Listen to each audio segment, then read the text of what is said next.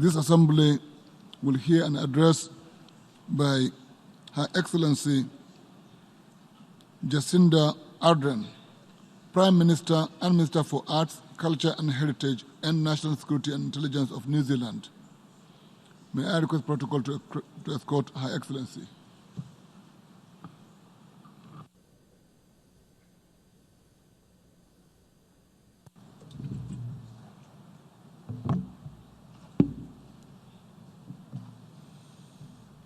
Ko ngā tangata katoa, e manakitia ana te whenua, o te ao whānui, ko ngā kaitiaki, riti ana, ngā whenua, huri rau nā e te ao, me tu tātou ki te werohia ngā wero, e te ingoa o te tika o ngā mea katoa, tēnā koutou katoa.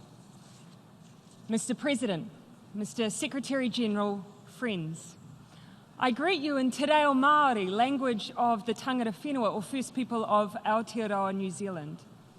And I do so not just because it is the same way I would begin an address if I were at home, but because there are challenges we face as a world that I know no better way to express.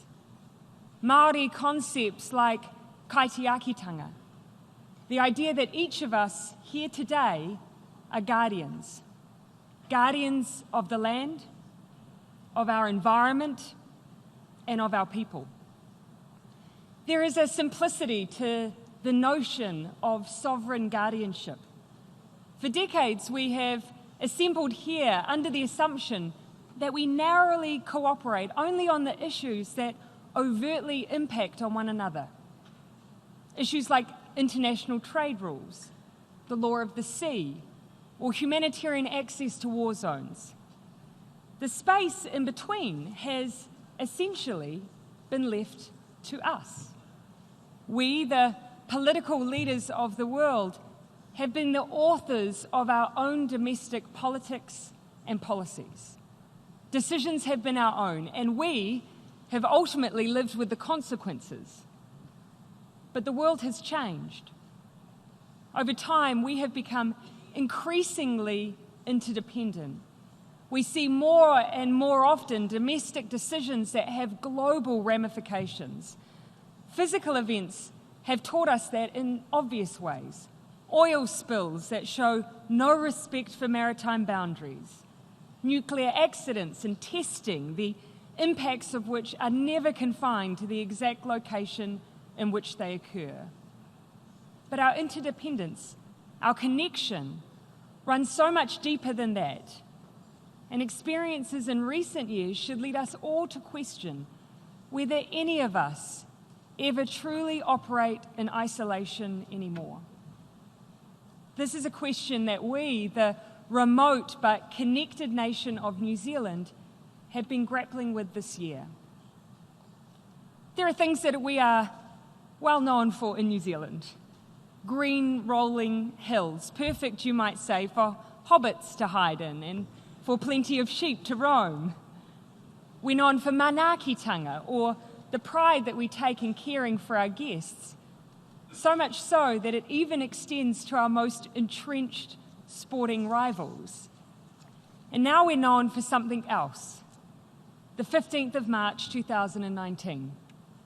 The day an alleged terrorist undertook the most horrific attack on a place of worship, taking the lives of 51 innocent people, devastating our Muslim community, and challenging our sense of who we are as a country. Now, there is no changing a nation's history, but we can choose how it defines us. And in Aotearoa, New Zealand, the people who lined up outside of mosques with flowers, the young people who gathered spontaneously in parks and open spaces in a show of solidarity, the thousands who stopped in silence to acknowledge the call to prayer 7 days later, and the Muslim community who showed only love. These are the people who collectively decided that New Zealand would not be defined by an act of brutality and violence, but instead by compassion and empathy. Make no mistake, though, we do not claim to be a perfect nation. While we are a home of more than 200 ethnicities, that does not mean that we are free from racism or discrimination. We have wounds from our own history that 250 years on from the first encounters between Māori and Europeans, we continue to address. But since the terrorist attack in New Zealand, we have had to ask ourselves many hard and many difficult questions. One example sticks in my mind. It was only days after the shooting, and I visited a mosque in our capital city. After spending some time with community leaders, I exited and walked across the car park where members of the Muslim community were gathered. And out of the corner of my eye, I saw a young boy gesture to me. He was shy, almost retreating towards a barrier, but he also had something he clearly wanted to say. I quickly crouched down next to him. He didn't say his name or even hello. He simply whispered, "Will I be safe now?" What does it take for a child to feel safe? As adults, we are quick to make the practical changes that will enable us to say that such a horrific act could never happen again. And we did that. Within 10 days of the attack, we made a decision to change our gun laws and banned military-style semi-automatic weapons and assault rifles in New Zealand. We've started on a second tranche of reforms to register weapons and to change our licensing regime. These changes will help to make us safer. But when you're a child, fear is not discreet, and it cannot be removed through legislative acts or decrees from Parliament. Feeling safe means the absence of fear, living free from racism, bullying, and discrimination, feeling loved, included, and able to be exactly who you are. And to feel truly safe, those conditions need to be universal. No matter who you are, no matter where you come from, no matter where you live. The young Muslim boy in Kilbirnie, New Zealand, wanted to know if I could grant him all of those things. My fear is that as a leader of a proudly independent nation, this is one thing that I cannot achieve alone. Not anymore. In our borderless and technologically connected world, commentary on race, acts of discrimination based on religion, gender, sexuality, or ethnicity, they are not neatly confined behind boundaries. They are felt globally. The fact I received so many letters from Muslim children from around the world in the weeks after March 15 speaks to the power of connection. These children had no sense of distance. They may have never heard of New Zealand before March 15. They just saw an act of hatred against their community, and it felt close to them. Whether it is acts of violence, language intended to incite fear of religious groups, or assumptions about ethnicities to breed distrust and racism, these actions and utterances are as globalized as the movement of goods and services. Children hear them. Women hear them. People of faith hear them. Our rainbow communities hear them. And so now it is our turn to stop and to listen, to accept that our words and actions have immeasurable consequences, and to speak not only like the whole world is listening, but with the responsibility of someone who knows a small child somewhere might be listening too. The spaces in which we communicate, they are part of the challenge too, though. In an increasingly online world, we need to create spaces for the exchange of ideas, the sharing of technology and free speech, while also acknowledging the potential for this technology to be used to cause harm. March 15 was a staggering example of such harm and a deliberate effort to broadcast terror on a massive viral scale over the internet. The alleged terrorist didn't just take the lives of 51 people. He did it live on Facebook. In the first 24 hours after the attack, Facebook took down 1.5 million copies of the live stream video. YouTube saw a copy of the video uploaded at times as fast as once every second during the same period. The alleged terrorist used social media as a weapon. The attack demonstrated how the internet, a global commons with extraordinary power to do good, can be perverted and used as a tool for terrorists. And so what happened in Christchurch, as well as being a profound tragedy, is also a complex and ongoing problem for the world. And it's a problem we felt a sense of responsibility to do something about.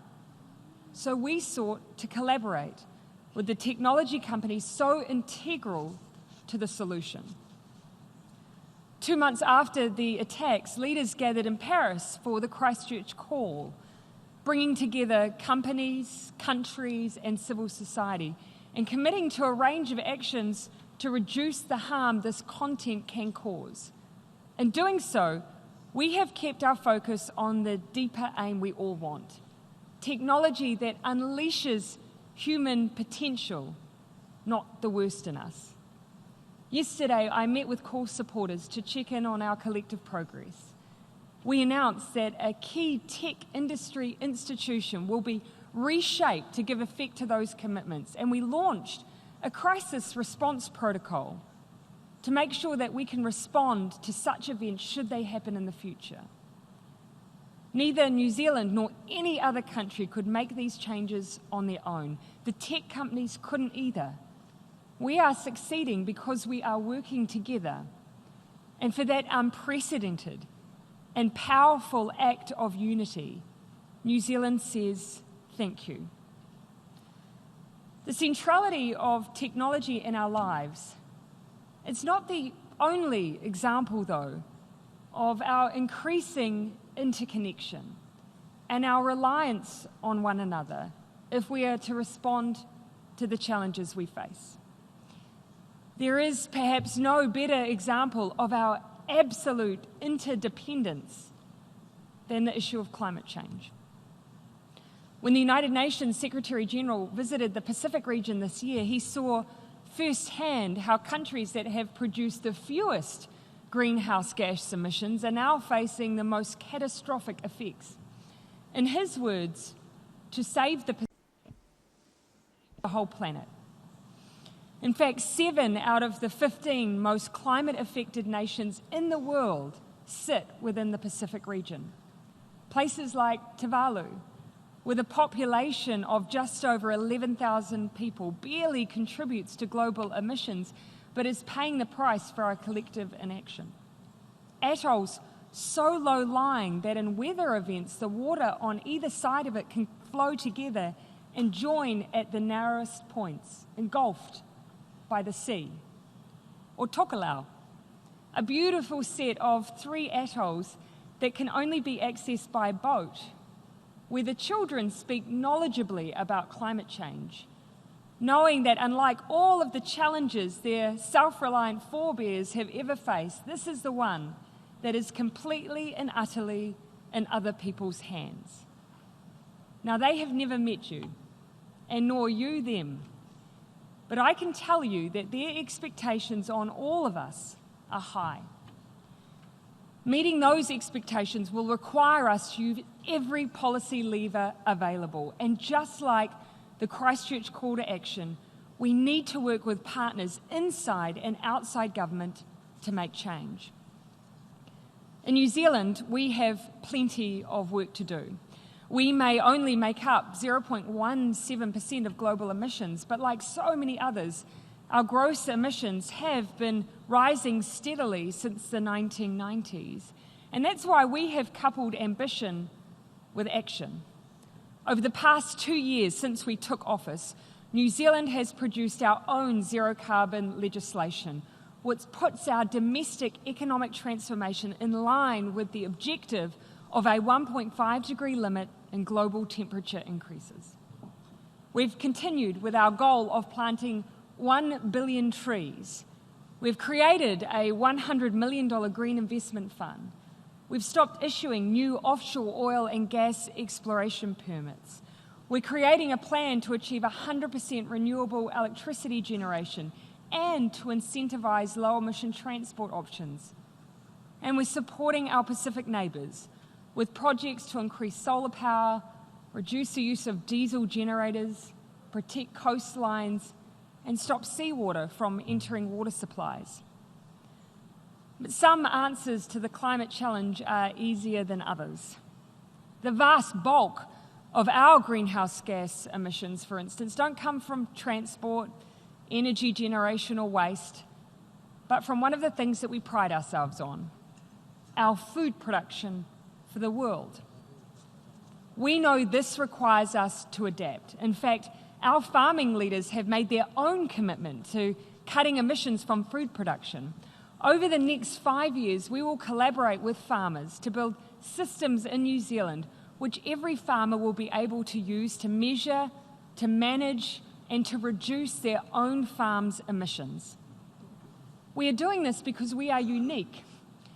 Agriculture makes up nearly half of our greenhouse gas emissions, setting us apart from our OECD counterparts. But we won't stay out there on our own for long. When other countries cut pollution from traditional sectors like energy and transport, their profiles will start to look more and more like ours does today. New Zealand will never produce all of the food that the world needs, no matter how many sheep you may think we have. But we can produce the ideas and the technology that the world needs for everyone to farm and to grow in the most sustainable way possible. New Zealand is determined to do good and to be good for the world. And that is why we are also focused on tackling the billions of dollars that countries spend annually on fossil fuel subsidies, billions that could instead be spent on transitioning to new forms of clean energy generation. Despite commitments to phase out such subsidies by groups like the G20 and APEC, we are still struggling to see concrete action. It is time to do things differently. New Zealand will once more be calling on countries to support an end to fossil fuel subsidies at the 12th WTO Ministerial Conference in June 2020. And this week, New Zealand, alongside a group of like-minded countries, will also announce the launch of a new initiative that applies trade levers to climate-related goods, services, and technologies. It's time for trade deals to become a force for good on climate action. They need to stop allowing perverse subsidies that incentivize pollution and finally remove tariffs on green technology. Fossil fuel companies should no longer reap the benefit of subsidies that many, like our farmers and others, have been asked to give up. Without the billions in subsidies that go into the fossil fuel industry, green energy can compete on an even footing. It's both the most fair and economically consistent thing to do. My question is, will you join us? And this is where we return to the concept again that challenges our modern political environment. We are being asked to make decisions that are local, but with consequences that are global. And yet, this is what climate change requires us to do. This is what historically our commitment to the UN Charter and the Universal Declaration of Human Rights asks us to do. It's what standing up against acts of violence and discrimination asks us to do. Our globalized, borderless world asks us to be guardians, not just for our people, but for all people. There may have been a time when being unified under common challenges was an easier concept than it is today. But undeniably, we are living in a time where our greater reliance on one another has collided with a period of greater tribalism. Now, it would be wrong to assume that this is a new phenomenon. Research, in fact, has shown that humans are so inclined to form natural tribes that if you put a completely unconnected, diverse group of people into a room and flip a coin for each, those two groups will automatically form a suspicion of one another based on nothing more than heads versus tails. Scientist and writer Robert Sapolsky recently reminded us that humans organize, whether it's class, race, country, or coin flipping. There has always been a tendency to form us versus other.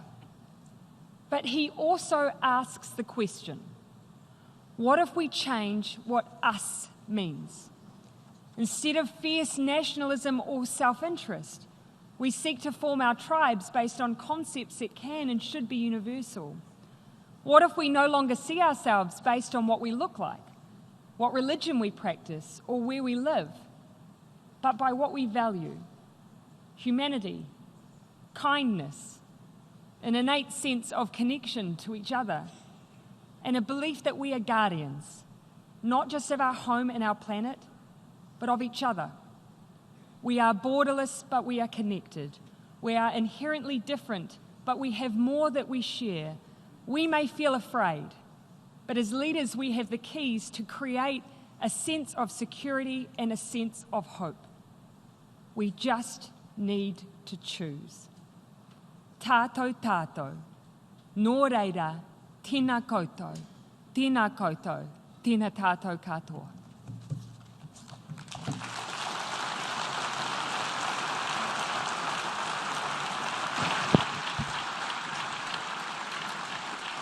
I thank the Prime Minister of New Zealand for her statement just made, and I request protocol to escort Her Excellency.